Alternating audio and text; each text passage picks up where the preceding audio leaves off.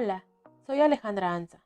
Actualmente estoy llevando la clase de Psicología de la Comunicación y hoy les hablaré sobre la percepción en cuestión de la forma y fondo. Como bien se sabe, la percepción es el mecanismo individual que realizan todos los seres humanos, que consiste en recibir, interpretar y comprender las señales que provienen desde el exterior, codificándolas a partir de la actividad sensitiva.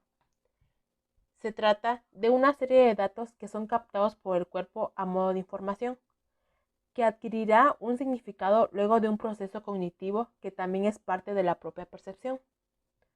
Justamente allí radica la diferencia entre la percepción y la sensación, con la que suele confundirse el término. Mientras que la percepción incluye la interpretación y el análisis de los estímulos, la sensación es la experiencia inmediata que apunta a una respuesta involuntaria y sistemática.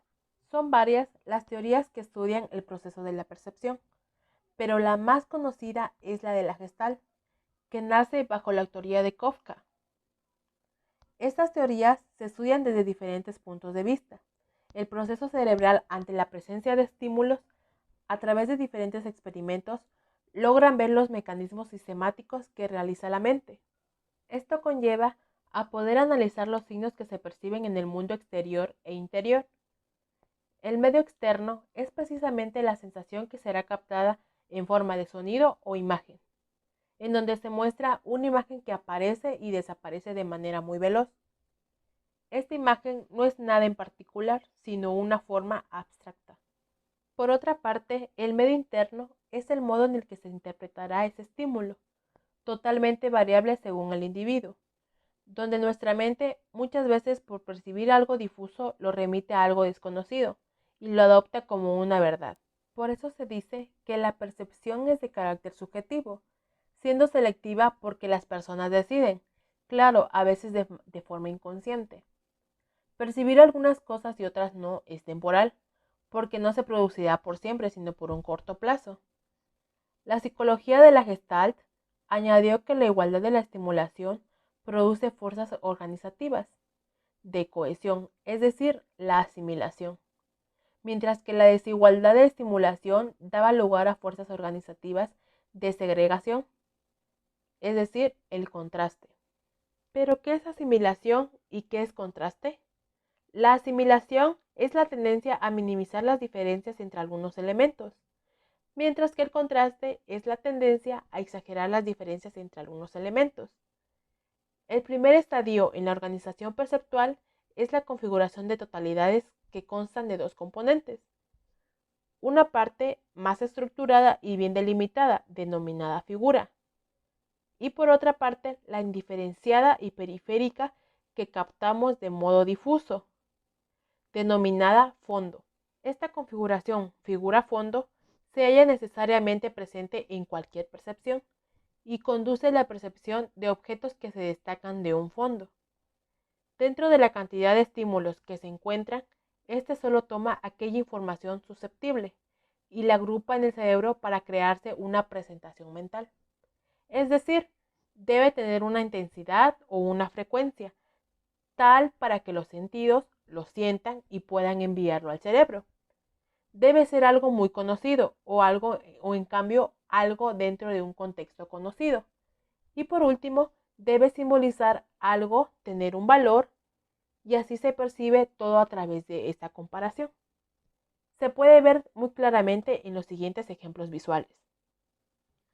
En el primer ejemplo, se puede percibir que existen dos elementos que pueden confundirnos a la hora de definir con más claridad las diferencias de figura y fondo.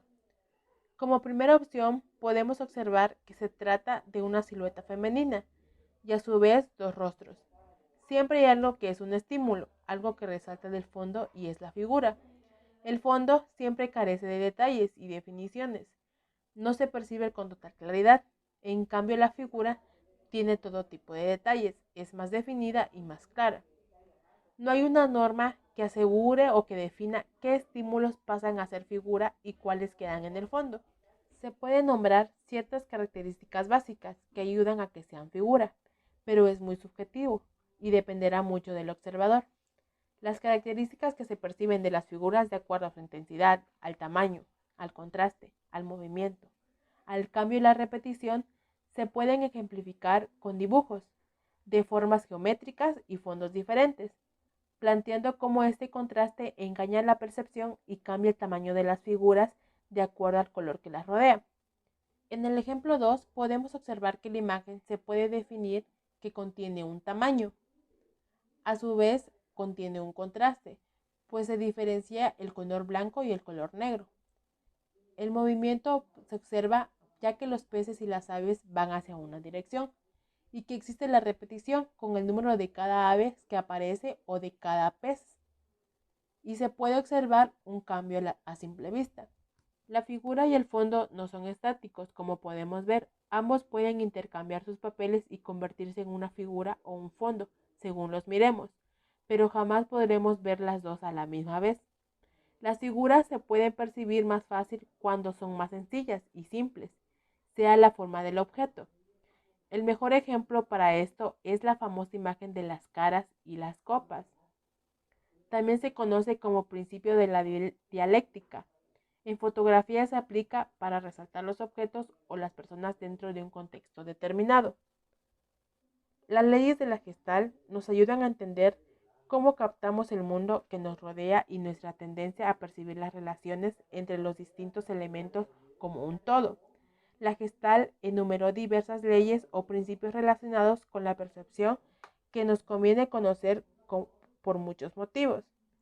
Las leyes de la Gestalt nos ayudan a entender cómo captamos el mundo que nos rodea y nuestra tendencia a recibir las relaciones entre los distintos elementos como un todo.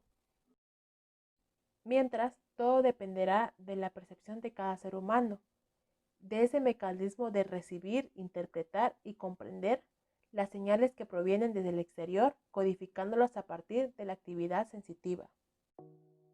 Espero que el tema de hoy haya sido de su agrado. Nos vemos en el siguiente podcast para hablar más sobre temas de la psicología de la comunicación.